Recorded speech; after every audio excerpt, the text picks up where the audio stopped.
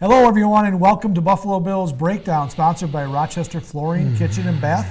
I am Sal Maiorana, joined as always by Leo Roth, Thursday afternoon in downtown Rochester. Leo, it's feeling kind of that, Sal. Used to be a tongue twister for you. I know. I've got the Rochester Flooring, Kitchen, and Bath down. You keep that up, you're going to get a new kitchen. Yeah, that'd be nice, because I certainly need one in that house of mine.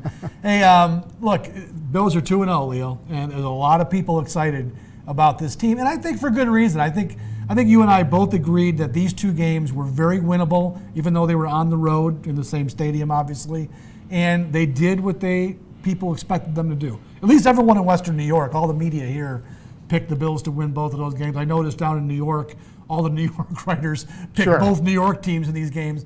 They were games the Bills, I think, should have won, and they took care of business. Same thing is happening this week.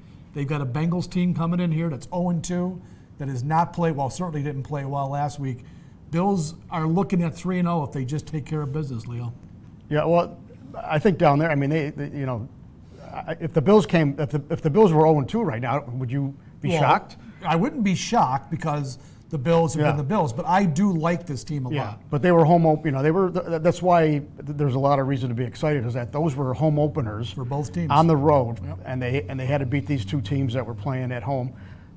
So it was impressive that way. And hey, granted though, the Jets game, hey, the Jets, for all their preseason hype, look what they're doing. They're down to their third quarterback, and things are going really downhill fast. It's amazing that 3 quarters into that game, Leo, everything was looking great. They spent $1 gazillion in the offseason on free agent. Their star running back looked good, and it's amazing. They had 4 takeaways on Josh Allen in the last on the Bills.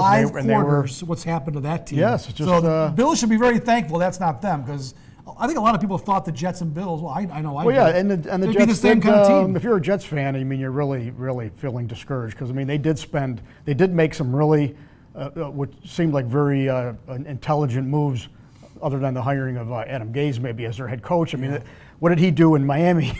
And then get him in the division. I didn't get that at all. But his only claim to fame, Leo, was he was the coordinator for Peyton Manning in Denver when they won the Super Bowl. Oh, it's really all. And Peyton Manning was probably the coordinator anyway. There's a tough job. Yeah. So, but anyway, that's. But good for the Bills there. And of course last week I really thought they did. I turned that up. Definitely a very taking care of business, except for the opening drive. What a taking care of business win that was. And the Bills, and they were asked about it yesterday a lot. That was the line of questioning. The Bills are now home. They're the ones that got to avoid some kind of a letdown, and also a trap game. Looking forward to next week's game against New England. So you're right. The trap game scenario is definitely something that people should worry about. I think it's for real. It's for real. We've seen it before, but I think this team is pretty focused. They've really taken on the personality of their head coach, Sean McDermott, who's especially close-guarded, boring, not saying anything. I mean, it's just it's to the point now. His news conferences are they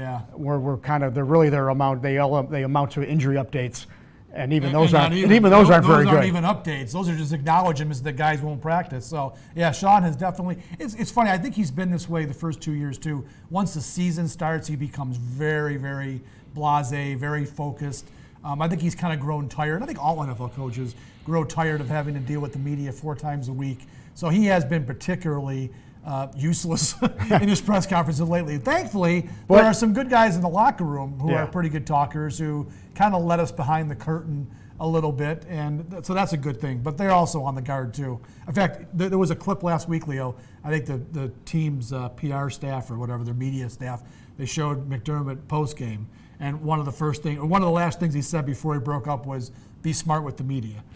he warned them, and this is a thing throughout the whole organization. Like you said, though, the locker room has been good. Though there are some go-to guys there, but they don't want to trip over their tongues with the media, unlike many other teams in the NFL. But at least they could talk about. I mean, I know I talked a lot to Micah Hyde yesterday, and he was. And a lot of the line of questioning with the other reporters around me was just that thing about this game, about looking ahead to New England, about not being focused, about. Taking these guys lightly because they're 0-2 and all that good stuff. And he said all the right things, but he also said, "Hey, we're really amped up for this. It's the home opener. They love coming home they love playing at New Roth Field. They love the crowd, And they are. And as far as their psyche goes, they're 2-0. And Micah Hyde had a great quote. He said, confidence is a powerful drug. Yeah, it is. And he really says, we have a lot of confidence. You know, it's funny you mentioned that because it's a perfect segue to what I was thinking about here. I thought one of the biggest keys to that game last week, and we'll spin it forward to the Bengals in a second. I thought two of the biggest keys in that game, Leo, had everything to do with confidence. The Giants went right down the field like the Bills weren't even on the field and scored that first drive. Right. Then the offense went 3 and out. So you're thinking, oh boy, here we go, right? I thought one of the biggest moments in that game was the defense came back out, made whatever adjustments they made, and forced a Giants 3 and out. The Bills then went on to score touchdowns in their next 3 possessions. Then in the second half, after the Giants drove down and scored, and at that point in the third quarter, the offense really hadn't done much. You're starting to think again, here we go. Mm-hmm. Josh Allen took them right down the field. I think it was 75 yards, almost effortlessly. They got a break when the penalty on the field goal enabled them to get a first down and score a touchdown. I thought those were 2 things, Leo, moments in the game that the Bills needed to take control. Right. And past Bills teams wouldn't have done that. This team found a way to do it twice last week. Yeah, and an opening touchdown drive for the Giants. Jordan Poyer said yesterday that they came to the sideline, no panic, but Leslie Frazier, they threw out the whole defensive game plan and came up with something new. Yeah. And they played that the rest of the game, and look how effective they were. This is a good coaching staff. They became the team that perhaps ended Eli Manning's career. That's right. So. Yeah, it was very, very impressive. What are you going to say? That was a really, to me, that win last week was obviously, by the way things went, very, much more impressive, workmanlike, and taking care of business. Now, the Bengals here are, the Bengals are 0-2, but I tell you what, they really played the Seattle really well on the road in Week 1. Could have won that game. And this last week's game against the 49ers really got out of hand. The numbers reflected a real, I don't know, they gave up almost 600 or 500 yards on offense or on defense. So that's probably a good thing for the Bengals. They got that clunker really bad out of the. They're going to come in here. This is a good team. I've always liked Andy Dalton, and of course he's Buffalo's adopted son. For which you wrote about today, for getting them into the playoffs 2 years ago. He won't get the same. He won't get the same reception today. But he's got some weapons. He's got a running back that's Joe Mixon that's ready to pop loose. Is he hurt though? I think he's still bothered. He's bothered. An injury though. Yeah. Look, and AJ Green is out as well, but they got other targets. So. My thought on the Bengals, they really should have won that game in Seattle. You watched it, and they had opportunities last week, like you said, and McDermott said this too. The game was close actually into the second quarter, and then things started to go wrong, and it got out of hand. And I also think that a lot of their passing yardage came in the second half when the game was sort of decided. Everyone's real excited about John Roth, who was a first round. I think he was a first round pick for them last year, speedster. But look, Leo, when I look at the matchup here, I see a team in the Bengals that doesn't have A.J. Green. They've rushed for 59 yards combined in the first 2 games. You mentioned Mixon. I think he's bothered by either an ankle or I think it's an ankle injury. He's not 100%. He's a good player, but not 100%.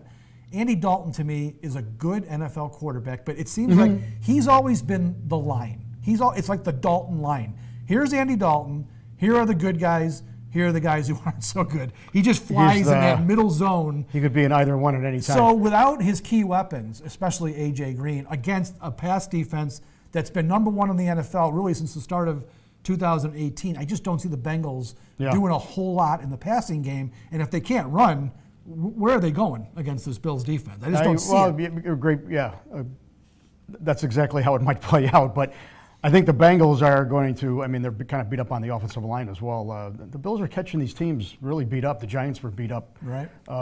It's all falling Buffalo's way. I will say the Bengals are, Mixon or no Mixon, they're going to try to run this ball better. They have to. Well, they sort of have to. They have to. And, they got Ross and Tyler Boyd. They got a lot of tight ends they can throw to. I think they can throw the ball, and they will. Well, I think they can too, but I also don't think they're playing against San Francisco's pass defense in a game that got out of hand in the second half where they're probably just playing zone and letting them catch balls over the middle or underneath. Yeah. I think the Bills' pass defense can really do a pretty good job. The one thing that's so impressive about Buffalo's pass defense, Leo, they never let the big play.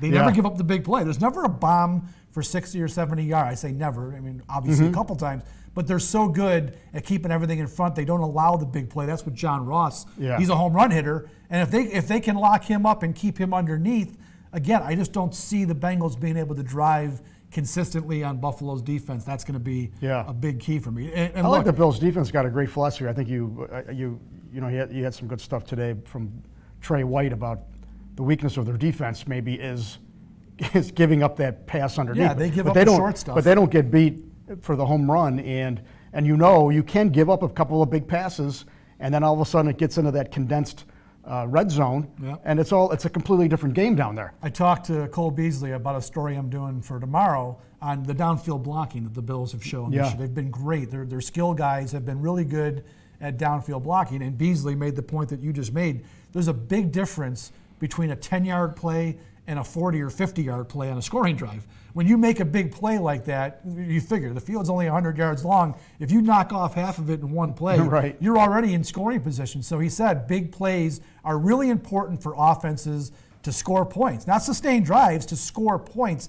The Bills don't allow that. The Bills make you drive the length of the field. At least they have the first 2 weeks. And I think Cincinnati will have trouble with that. Now, on the other side of the ball, Leo, Josh Allen played not very well for 3 quarters against the Jets. Well, especially the first 2 quarters when he had the turnovers. The fourth quarter of that Jets game, you mentioned Mosley goes out, things started to change. And then I thought almost the entire game last week. There was a blip in the third quarter. Line was having some problems. They were committing penalties. They put him in a couple rough situations. Giants were getting some pressure.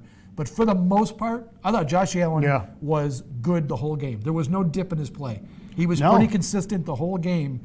That's what they need from Josh Allen. Well, I think the story, other than the defense being as apparently through 2 weeks as good as it was a year ago and looking to be maybe even better, the story obviously is Josh Allen's development. It's really astounding. I mean, I liked him last year, but I thought there might be a pretty good growth period in his second year, especially for the first half of the season.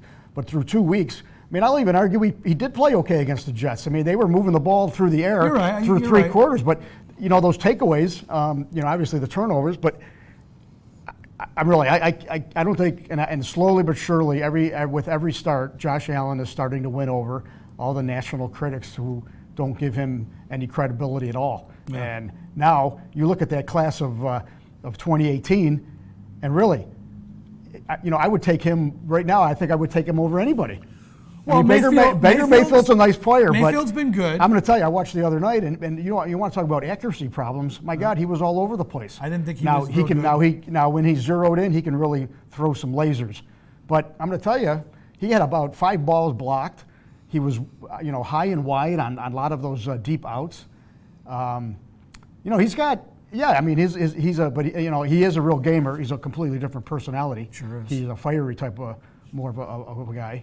So, but I think just Josh Allen, and the more people see this kid, the more people are really starting to see what we see, and they're really starting to like him. He made some throws last week. I mean, the throw to John Brown on the last touchdown drive, that was the drive I'm talking about. They needed to reestablish.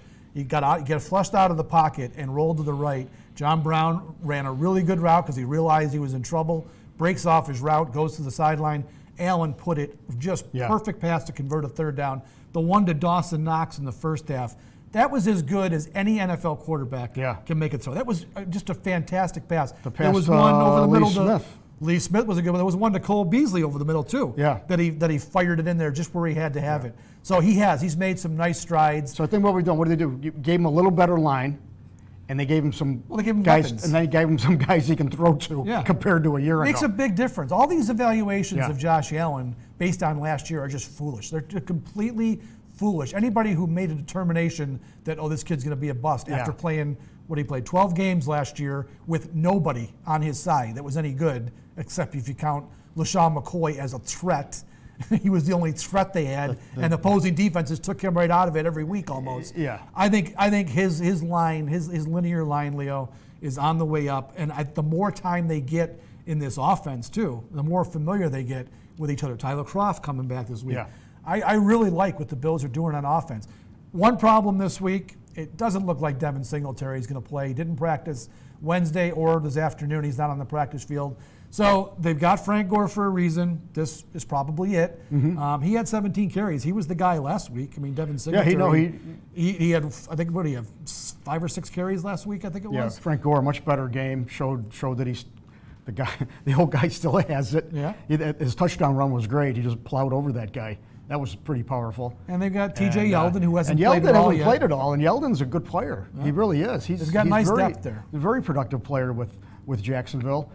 It's his turn. I don't think they need to make a move, to be honest with you, Sal. Although, I guess if you do go into the game with 2 running backs, they have to consider DeMarco the third guy. Well, he is. He would be the third guy. And they'll give him the ball if they have to. Yeah. You realize that carry he had last week was his 4th of his career. He's been in the league 8 years. And they're also spreading him out as a receiver. Well, and they're doing that for matchup reasons. Yes. Which I understand. I get the strategy there, but Absolutely. anytime he's on the field, I still think they're playing 10 against 11. But he's on the field, and you're going, DeMarco? Okay, well, all right, I get it. But there's a guy, I tell you, when they do lock in on guys, they just love them. They will tell you, he's one of McDermott's favorites. He's a teacher's pet. I think he lives in his basement. He is. He's a culture guy. That's why he's on the team. McDermott loves him in the locker room. I was going to say on Devin Singletary, the one worry I have is that he has kind of been a home run type of hitter. And if he's not in the lineup, the Bengals, they're not going to have to worry too much, I don't think, about Frank Gore or T.J. Yeldon breaking things out. So I think this game, it's going to be incumbent upon Josh Allen to play well in the pass game. I think the Bengals have a good front. Geno Atkins is a great player. Carlos Dunlop's a really good player. They're stout up front. The Bills' offensive line, Leo, I think they've blocked pretty well, but not well between the tackles. Everything's been on the edges, especially with Singletary. If he's not there, Frank Gore is not an edge runner. No, he's not going to get there. So that will be a little bit of a thing to look for. If they can't run the ball, then what happens? Then if they start looking for the pass, does that influence what Josh Allen can do? Absolutely. So this one might play out and Singletary's been a great addition, a great surprise. The explosiveness out of that kid, and I think everyone kind of knew when he pulled up on that play last week. It was just a classic hamstring pull. Right away, clutching the back of his leg, and oh boy. And so those things you gotta rest. You just gotta take time. It would be silly to try to throw him out there. No reason to. I don't even know if they dress him. They'll probably roll him out on tomorrow. Yeah, he'll be ruled out Friday, I'm sure. Just like Taron Johnson's not going to play most likely in this game either. All right, so Leo, the only thing I worry about here is the old trap game. We've seen many Bills teams fall victim to this. Things are it'll be sky high on Sunday. You mentioned Bills Mafia, all that stuff. Do you concern yourself at all with the Bills not keeping their eye on the ball here? With the Patriots looming? No, I think they're very. McDermott's got these guys for all the reasons we've talked about. He's got them really focused on it. Now the only thing they could do is come out so amped up and crazy in front of the home crowd that they just have a really slow start. Dalton's smart enough to run this offense and just keep on. They gets into a game and maybe it's much closer than maybe it needs to be. But I think the Bills know what's at stake here because it's a great opportunity. This whole, the schedule, and obviously it's been a topic all this week, is that now they get to play 5 of the next 6 at home. This is the time. If they don't make a lot of hay right now and string some wins, making the playoffs is probably not going to be realistic because the second half of the schedule is the exact opposite with 4 of 6 how many? 6 of 8 on the road, I think, right? I think it's 5 of 7. Yeah. So they really it flips around, and it's going to be a much tougher road the second half. So they have to be, everybody's, I wrote about, everybody's doing the math and saying, well, if they come out of this first half and they're 6-2, say they lose to the Eagles and the Patriots. Yeah. Big deal. If they're 6-2, you got to go 4-4 the rest of the way. Mm-hmm. Get 10 wins. 10 wins is going to get you in, most likely. Look, the very, path, very likely. I was doing the math the other day, and again, it's foolish to start doing this because injuries can play such a big part in this. Absolutely, but that's what we do. Even if they just went, even if they went 6-2 at home, which would be a really nice record. They got a couple tough. Baltimore is going to be tough at home. Philadelphia and obviously the Patriots. Those are the toughest 3 home games they got. If they can somehow find a way to be 6-2 at home, they've already won 2 road games. So you're looking at they need to win 2 more road games in the last 6 that they play. Yeah. If they go 6-2, that'd be a 10-win team. That's certainly reachable for the Bills if, again, they stay healthy. And we always have that caveat. Yeah, no injuries. Yeah.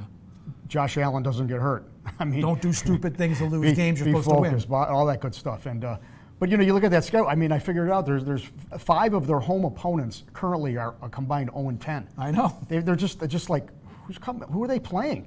I mean, and then you look about what's happened in the AFC with Miami. If people don't think they're tanking, I don't know what that's the very definition of a franchise that is just playing for the number 1 pick. It's horrible. They literally have 4. They should have 4 wins locked up in the division. And then the Jets now, because of their their circumstances, down to their 3rd quarterback, they're going to get Darnold back. But right now they're down to number 3. Pittsburgh game. We think going at Pittsburgh, that's probably a loss. No. But Big now Ben. Big Ben's out for the year with elbow surgery. It's just like all these things start happening.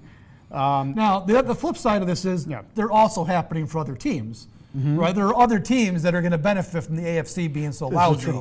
So the Bills aren't alone in this good luck that's happening. No Andrew Luck in the AFC South. That's going to influence that division. Obviously, Roethlisberger. So Darnold. Yeah. These things are happening. Other teams are benefiting too. New England plays essentially the same schedule as Buffalo. Yeah, they do. Only a couple of games are different. Only a couple of games are different. So, I mean, come on. And they're the Patriots. Doesn't matter what schedule they play. But they're clearly, again, and it certainly looks like Antonio Brown is here to stay for the Patriots. Nothing's going to happen there with with his case. So, you look at that team. I'm not sure they lose a game. No, I don't see them losing a game. Belichick, he's won Super Bowls every which way with lacking major areas. They can't run, so Brady just passes. Vice versa. He's won with really bad, defenses that give up tons of yards. They've given up 3 points so far. Yeah, now he's got one of his best defenses, and now Brady's got perhaps his best receiving corps in his career. Oh, this is no doubt. Josh Gordon, Antonio Brown. Now, you lost Gronk, but you replaced him with Antonio Brown, and you've got Josh Gordon until he slips again and has to go into rehab for the 12th time in his life. But right now, you're right. They're receiving, and Edelman. I forgot all about Edelman. And James White out of the backfield is phenomenal. So it's team's ridiculous. It's an embarrassment of riches as much as Kansas City. That's going to be, everyone, and they play in the regular season actually again. Yeah. And that's all arrows would point to a rematch for the AFC championship. I still haven't forgiven Mahomes for losing that game last year. They should have. They had the Patriots dead to rights. They should have beaten them. I was very disappointed. Yeah.